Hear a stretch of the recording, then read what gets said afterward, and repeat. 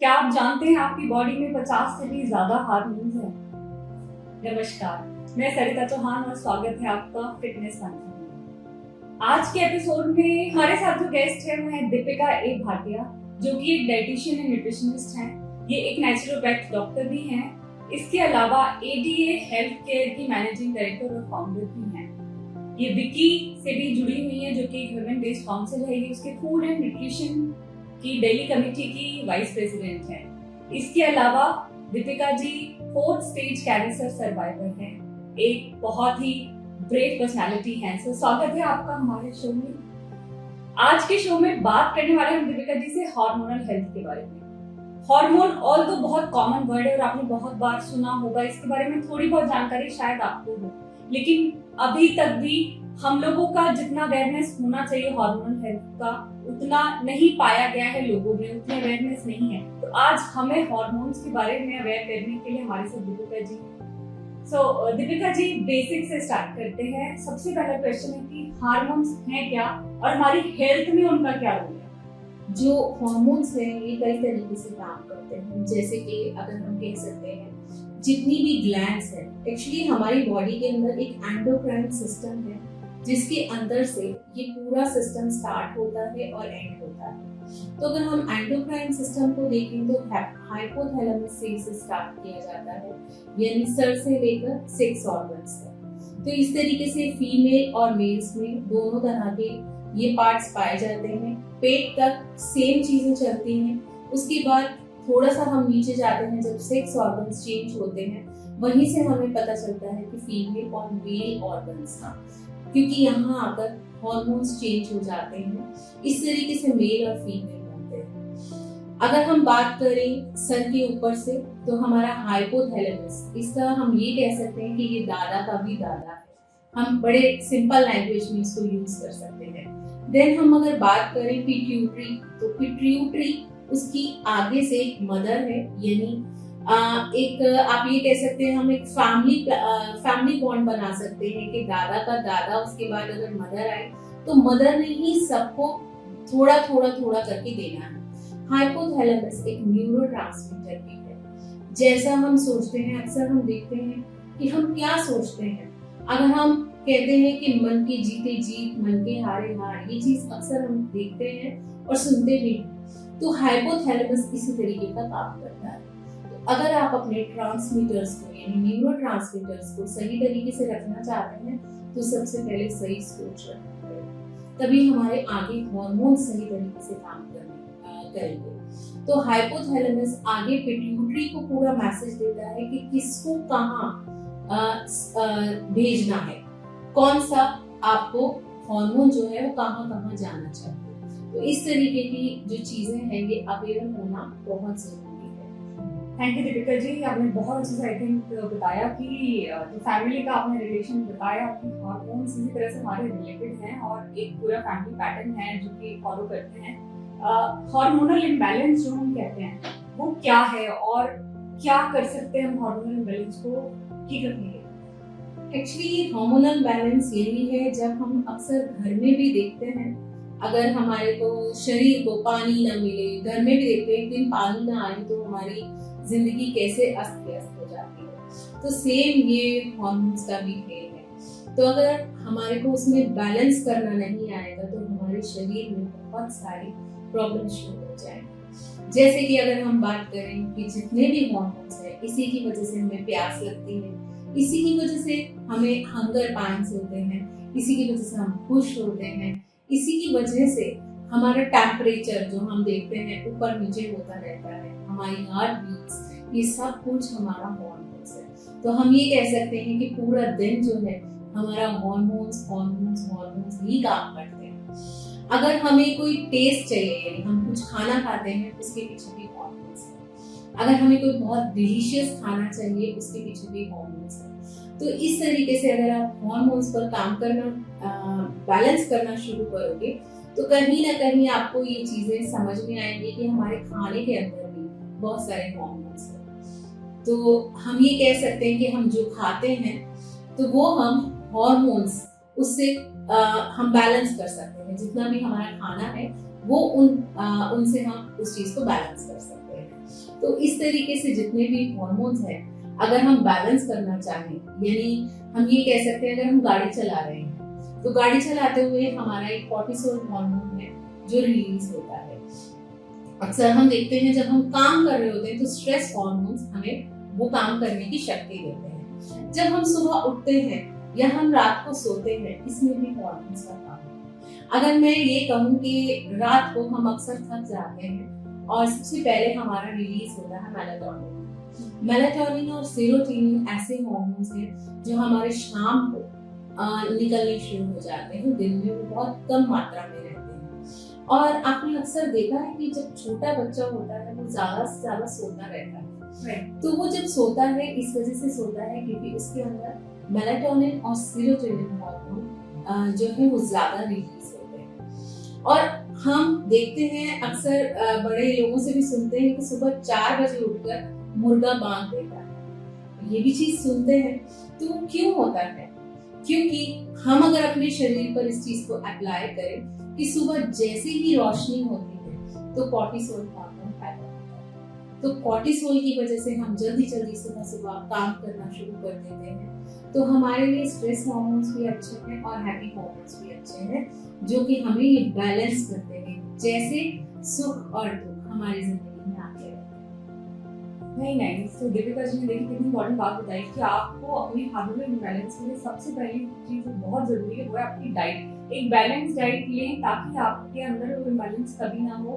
बहुत ज्यादा आजकल ये मतलब पाया जा रहा है, स्पेशली बच्चों में भी हार्मोनल इम्बैलेंस की प्रॉब्लम होने लगी है। उसका मेन रीजन ये है कि carb based food, processed food, packaged food हम बहुत ज्यादा खाते हैं। हम ये रिलेट नहीं कर पाते हैं कि उसे हम जितना खाते हैं टेस्ट की वजह से उनमें इम्बैलेंस का रीजन एक बहुत बड़ा पाया जा रहा है रिसर्च के अकॉर्डिंग। देन उन्होंने ये भी बताया कि सोना बहुत जरूरी है। जब हम स्लीपी मूड में जाते हैं तब भी हमारे हार्मोन रिलीज हो रहे हैं और जब हम उठ रहे हैं तब डिफरेंट हार्मोन रिलीज हो रहे हैं। तो वो साइकिल, जो स्लीप साइकिल है, जो आजकल हमने टेक्नोलॉजी को कहीं ना कहीं इतना अपना लिया है कि रात को भी सोना नहीं चाहते, उसकी वजह से भी कहीं ना कहीं आपको हार्मोनल इम्बैलेंस हो सकता है। तो अपने डाइट को और अपने स्लीप पैटर्न को हमेशा अगर आप बैलेंस रखेंगे, सही रखेंगे, तो ये प्रॉब्लम आपके साथ कम से कम होगी। दीपिका जी इसकी बात करते हैं बड़े इंपॉर्टेंट फैक्टर के बारे में, जो हमने शुरू में भी कहा कि हैप्पी हार्मोन्स का भी बहुत बड़ा रोल है हमारी लाइफ में। हम काफी सुनते हैं, काफी आर्टिकल्स भी पढ़ते हैं हैप्पी हार्मोन्स के बारे में। तो हैप्पी हार्मोन्स क्या है और हम उन्हें कैसे, मतलब उनकी हेल्थ को हम कैसे चेक में रख सकते हैं?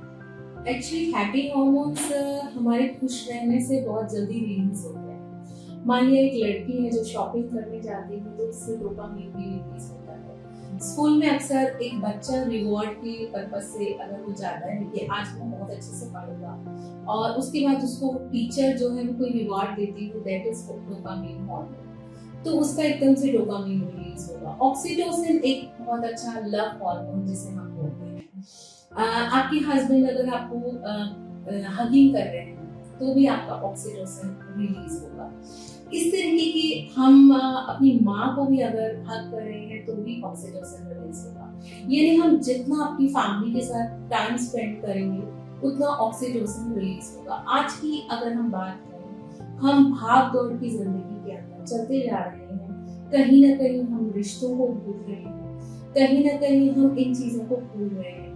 खाना भी हम आजकल शायद अपने अपने कमरों में लेकर चले जाते हैं, जिसकी वजह से ये जो हैप्पी हार्मोन्स हैं ये रिलीज नहीं हो पाते। और ये बहुत जरूरी है क्योंकि मैं जहाँ तक समझ पाई हूँ एज अ कैंसर वॉरियर भी, हार्मोन्स का एक बहुत इम्पोर्टेंट रोल है हमारी बॉडी के अंदर। अगर मेंस्ट्रुअल साइकिल हो रहा है या कोई भी किसी भी चीज को हम अगर मानकर चले, हमारी बॉडी में जितने भी ऑर्गन्स काम कर रहे हैं ये सब हार्मोन्स की वजह से हो रहा है। तो अगर उस समय जो कैंसर हुआ था मुझे, उस समय अगर हस्बैंड या फैमिली सपोर्ट नहीं करती तो शायद वो हार्मोन्स रिलीज नहीं होते जो कि एक मुझे फाइट करने के लिए चाहिए थे, जो कि हमारी किडनी के ऊपर होते हैं, जिसे हम एड्रीनल ग्लैंड्स बोलते हैं, एड्रेनालाइन बोलते हैं, जो हार्मोन्स उसमें से निकलते हैं।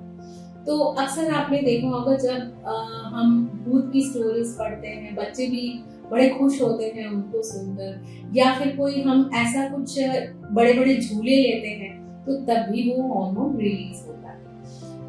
तभी रिलीज होता है जब हम बहुत स्ट्रेस में होते हैं, तो हमारा बीपी हाई या लो हो जाता है, तो तभी एड्रेनलिन हार्मोन का काम होता है। तो अगर हम इन्हें समझ लें, थोड़ा थोड़ा भी जान लें, तो हम काफी मात्रा में अपने आप को हेल्थ से रिलेट करके इन चीजों को खा भी सकते हैं अपनी डाइट के अंदर, और थोड़ा थोड़ा लाइफ का अगर पैटर्न चेंज कर लें तो काफी हद तक हम हेल्दी हो सकते हैं। जैसे कि आपने बताया स्लीप, जो कि मैं शायद मिस कर गई, तो स्लीप हार्मोन जो मैंने मेलाटोनिन के बारे में बताया था, तो आजकल हमारा बायोलॉजिकल क्लॉक ही गड़बड़ है। बायोलॉजिकल क्लॉक को हम ये कह सकते हैं, सर्काडियन रिदम बोल सकते हैं, जो कि हमारा सूर्य से आता हुआ चंद्रमा की तरफ। अगर हम पुराने जमाने में देखें तो लाइट्स नहीं हुआ करती थी, उस समय शायद किसी का बायोलॉजिकल क्लॉक बिगड़ा हुआ नहीं था, ना ही शायद किसी को कैंसर था, ना ही किसी की किडनी जो है वो डायलिसिस पर जा रही थी, और ना ही किसी को शायद बीपी और डायबिटीज की बीमारी थी। तो आज रेडिएशन साइंस ने तरक्की जरूर कर ली है, लेकिन शायद हम उसको पीछे छोड़ते चले जा रहे हैं अपने पुराने में। तो अगर हम थोड़ा सा भी उस पर वक्त निकालेंगे, यानी अगर हम रात को कोशिश करें कि 10 बजे से पहले 1 घंटा पहले हमें किसी भी तरीके का मोबाइल यूज नहीं करना, टीवी नहीं यूज करना, तो हमारा मेलाटोनिन और सेरोटोनिन हार्मोन जो है बैलेंस में आ सकता है।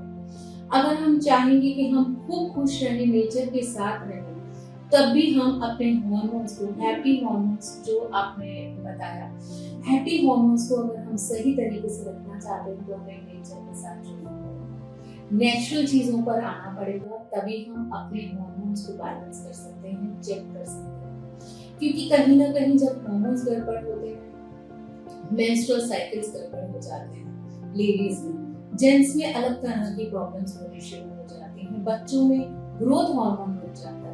तो ये सभी हार्मोन जो है एक दूसरे से अटैच्ड हैं। अगर एक हार्मोन भी गड़बड़ हुआ तो बाकी हार्मोन्स अपने आप गड़बड़ होते चले जाएंगे। जैसे कि अगर हम एक सीढ़ी बीच में टूट जाती है, मान लिया हम किसी सीढ़ी पर चढ़ रहे हैं, तो एक सीढ़ी टूट गई या 2 सीढ़ी टूट गई, तो हमें और ऊंचाई से उसको ऊपर तक जाना पड़ता है और जोर से जंप लगानी पड़ती है। तो सेम यही हमारे जिंदगी के साथ होता है। तो इस तरीके से हम हार्मोन्स पे काम कर सकते हैं। What a wonderful metaphor आपने जो यूज किया कि आप अपने ऑर्गन्स को उससे रिलेट करें। मान लीजिए ये ओवर प्रोड्यूस हो रहा है या अंडर प्रोड्यूस हो रहा है, तो वो आपको एग्जैक्टली जैसे दीपिका जी ने बताया कि आपको जंप करना पड़ता है दूसरी टूटने से। तो अगर आपके हार्मोन्स अंडर प्रोसेस हैं या ओवर प्रोडक्शन हो रहा है, तो आपको सेम वही लगना है, आपके ऑर्गन्स को उतना ज्यादा एफर्ट्स लगाना पड़ रहा है कि आपकी पूरी बॉडी ठीक ठाक चल सके। तो बिल्कुल भी नेग्लेक्ट ना करें। बहुत इंपॉर्टेंट छोटी छोटी बातें हैं दीपिका जी ने अभी शेयर की। दीपिका जी, एक चीज जाते जाते मैं जरूर पूछना चाहूंगी, एक्चुअली 2 चीज। एक तो आप सबको अपनी थोड़ा सा कैंसर सर्वाइविंग जर्नी के बारे में भी जरूर बताएं, और दूसरा कुछ टिप्स बैलेंस डाइट रिलेटेड कि लोग अपने hormone balance. Actually cancer journey बहुत डिफिकल्ट है, और जिसको भी कैंसर होता है और उसके लिए वैसे ही बहुत डिफिकल्टी हो जाती है, बिकॉज कैंसर के बाद जो treatments are very difficult, chemo, radiation, ये तो हम सिर्फ यही चाहते हैं कि लोग अवेयर रहें ताकि यहाँ तक पहुँचे।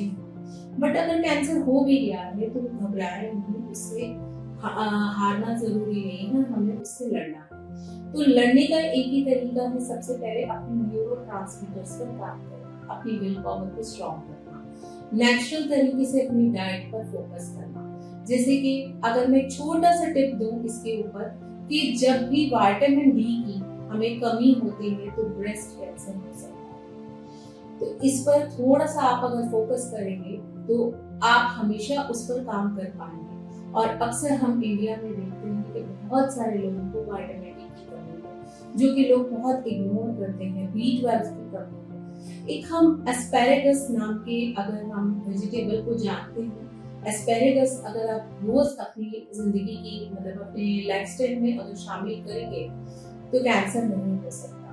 विटामिन सी बहुत अच्छी मात्रा में लें, लेकिन ज्यादा विटामिन सी लेने से भी ब्रेस्ट कैंसर हो सकता है।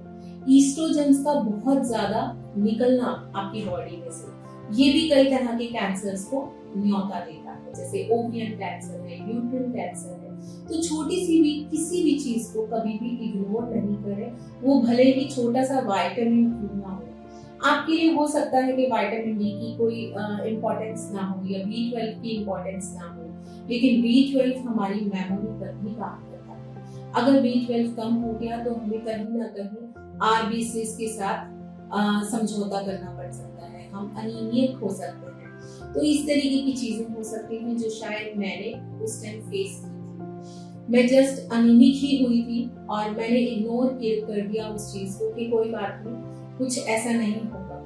तो जब मैं धीरे धीरे देखा, जब 4 हीमोग्लोबिन आ गया, तब मुझे समझ में आया कि अब कुछ बड़ा होने वाला है। तो देन उसके ऊपर काम हुआ। तो उसके बाद काम मतलब मुझे उस चीज को जज करने में या डॉक्टर्स को उस चीज को जज करने के लिए 3 साल लग गए। तो 3 साल में मेरी जो जर्नी थी वो 4th स्टेज पर पहुंच गई। क्योंकि अगर हम ईस्ट्रोजन की बात करें, मैं सिंपल एक छोटा सा एक टिप बताने जा रही हूँ यहाँ। अगर ईस्ट्रोजन हार्मोन की बात करें, ईस्ट्रोजन अपने आप में ही एक कार्सिनोजन है, लेकिन ईस्ट्रोजन की जो सेल्स होते हैं, यानी अगर कैंसर सेल्स हैं तो वो ईस्ट्रोजन के साथ चिपक जाते हैं। इसीलिए हमेशा हर हार्मोन का बैलेंस होना बहुत जरूरी है। लेडीज को शायद इस चीज का समझ नहीं आता कि ईस्ट्रोजन अगर ज्यादा हो रहे हैं तो पीरियड्स भी ज्यादा होंगे। तो इस चीज का ध्यान रखें, अगर पीरियड्स ज्यादा हो रहे हैं उस चीज का भी ध्यान रखें। बिकॉज जब हम कैंसर ट्रीटमेंट्स ले रहे होते हैं तो बहुत सारे हार्मोन्स जो हैं वो गड़बड़ हो जाते हैं। उसके ऊपर वर्क करना बहुत जरूरी है विद डाइट। अब अगर हम बात करें सोया की, तो सोया प्रोडक्ट्स में ईस्ट्रोजन लेवल्स बहुत ज्यादा पाए जाते हैं। तो आप जो भी फूड उठाओगे, इवन अगर आप चेरी टोमेटोज उठाते हैं तो उसमें लाइकोपीन की मात्रा ज्यादा होती है, जो कि कैंसर नहीं होने देते। तो इस तरीके के काफी सारे फूड्स हैं जो अगर हम उठाएंगे तो हम देखेंगे कि कितने सारे हार्मोन्स उनसे रिलीज होते हैं हमारी बॉडी के अंदर। टोमेटोज है, एस्पैरेगस है, एक एस्पैरेगस ही है जो हमें B12 की मात्रा को पूरा दे सकता है। अगर कोई वीगन है तो वो एस्पैरेगस ले सकता है ताकि B12 की मात्रा को पूरा कर सके। तो हम अक्सर वीगन होने की वजह से भी कई बार चीजों को छोड़ते चले जाते हैं। और एनिमल प्रोडक्ट्स हैं बहुत सारे, जैसे मिल्क है, एग है, तो इसको भी अगर आप रोजमर्रा की जिंदगी में शामिल करते हो तो B12 को पूरी मात्रा में ले सकते हो। हम आजकल एसीज में ज्यादा बैठते हैं, विटामिन डी बिल्कुल नहीं ले पाते, तो जिसकी वजह से हमारी बोन जो है, बोन्स वीक होती चली जाती है। आज हम शायद सीढ़ियां नहीं चढ़ सकते बिकॉज लिफ्ट्स आ गए हैं और हमने अपने शरीर को काम करने के लिए उसको काम ही नहीं करने देते। तो विटामिन डी हमारे लिए बहुत जरूरी है। तो सुबह की कम से कम थोड़ी सी धूप लेने से अगर आपको विटामिन डी मिलता है तो आपका कोलेस्ट्रॉल भी ठीक रह सकता है। तो आप छोटी छोटी चीजों को जरूर जानें, ये चीजें बहुत जरूरी है जिनको आज हम छोड़ते जा रहे हैं। Wonderful information Deepika ji. एक तो I must say that we are all very proud of your journey. बाकी आपने कैंसर को फाइट किया, आपने बहुत सारे लोगों के लिए भी, आई थिंक आप एक एनजीओ में भी काम कर रहे हैं जहाँ बहुत अवेयरनेस क्रिएट कर रहे हैं और लोगों को सपोर्ट कर रहे हैं। So we are proud of you. Apart from that बहुत ही अच्छे छोटे छोटे इंफॉर्मेशन बनती है, जैसे एस्पैरेगस आप लोग यूज करें। मैं खुद B12 और विटामिन डी डेफिशिएंट हुई हूँ पास्ट में। आई रियली टुक एफर्ट्स कि मैं उनको बैलेंस कर सकूँ, ठीक कर सकूँ। आज मैं बाय ग्रेस ऑफ गॉड ठीक हूँ। लेकिन जैसा आपने बताया कि ये छोटी छोटी चीजें हैं जो हमारे लिए मैटर नहीं करती। कहीं ना कहीं 10 साल मैंने इन डेफिशिएंसीज को इग्नोर भी किया था। सो आप बिल्कुल इग्नोर ना करें, अपनी हेल्थ रिपोर्ट्स चेक करें, देखिए कि कौन सा एलिमेंट्स हैं जो कम है। अपनी डाइट को ऐसा डाइट बनाएं जिसमें आपको जो हार्मोन्स हर रोज चाहिए वो जरूर शामिल हों। मिल्क प्रोडक्ट को अवॉइड ना करें, अगर आप अवॉइड करते हैं तो उनका सब्स्टिट्यूट जरूर ढूंढें। और एक्टिव रहना भी बहुत जरूरी है, धूप लेना भी बहुत जरूरी है। और ये ऐसी चीजें हैं जो आपको फ्री ऑफ कॉस्ट मिलती हैं। आप स्पोर्ट्स खेल सकते हैं, बाहर 10 से 15 मिनट जरूर बैठे सुबह की धूप में, बहुत जरूरी है। और बच्चों को भी ऐसा लाइफस्टाइल जरूर सिखाएं, क्योंकि कहीं ना कहीं हम जिस तरफ जा रहे हैं हमारे बच्चे सबसे ज्यादा फ्यूचर में सफर करते हैं। तो उनके लिए हार्मोनल हेल्थ को जरूर समझें और उनको भी हेल्प करें कि वो एक हेल्दी लाइफस्टाइल जी सके फ्यूचर में। दीपिका जी, हमारे शो पे आने के लिए आपका बहुत बहुत धन्यवाद। और हार्मोनल हेल्थ से रिलेटेड बहुत सारी इंफॉर्मेशन है। नेक्स्ट पार्ट में हम और स्पेसिफिक इंफॉर्मेशन लेके आएंगे। फिर से आपसे मिलूंगी अगले हफ्ते। इसी शो में फिटनेस मंत्रा में। सो हमें देखने के लिए बहुत बहुत थैंक यू। फिट रहें, मस्त रहें, अपने अपने कामों में व्यस्त रहें। Thank you, goodbye and take care.